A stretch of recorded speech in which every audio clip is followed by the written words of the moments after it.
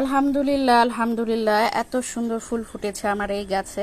অনেকবার এই গাছটা রোপণ করেছি, সহজে ফুল ফোটেনি, তো আজকে দেখা যাচ্ছে ফুল ফুটেছে। আমি খুব অল্প পরিসরে কিছু গাছ লাগিয়েছি, দেখুন এই যে এই ফুলটাও কত সুন্দর ফুটেছে আলহামদুলিল্লাহ। তো সকালের দিকে একটা ভাইয়ের পোস্ট পড়ছিলাম, শ্রদ্ধেয় বড় ভাই, উনি লিখেছেন যে মনের বাগান সুন্দর করুন। আসলে মনের বাগান প্রত্যেকটা দিন মানুষ যেমন তার চেহারার অনেক যত্ন নিয়ে থাকে, তো ঠিক সেভাবে মনের যত্ন নেওয়াটা খুবই গুরুত্বপূর্ণ।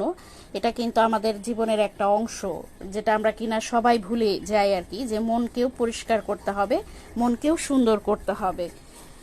তো সেক্ষেত্রে মন সুন্দর এবং পরিষ্কার করার জন্য কিন্তু বাগানের বিকল্প কিছু নেই। দেখুন আমার মরিচ গাছটা কি সুন্দর হয়েছে, একেবারে পেকে গেছে মরিচটা। এই মরিচটা খেতে অনেক মজা, দেখুন।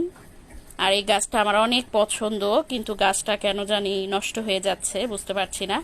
3 বছর যাবত এই গাছটা আমি লাগিয়েছি। আর এই যে মরিচ গাছের মজার ব্যাপার হচ্ছে, যত ছিঁড়ি ততই শুধু হতে থাকে। দেখুন প্রতিদিন আমি 2-3টা করে মানে তুলি, তারপরেও কিন্তু মরিচ হয়। তো সর্বশেষে বলবো, সবার মন সুন্দর করুন, ভালো থাকবেন।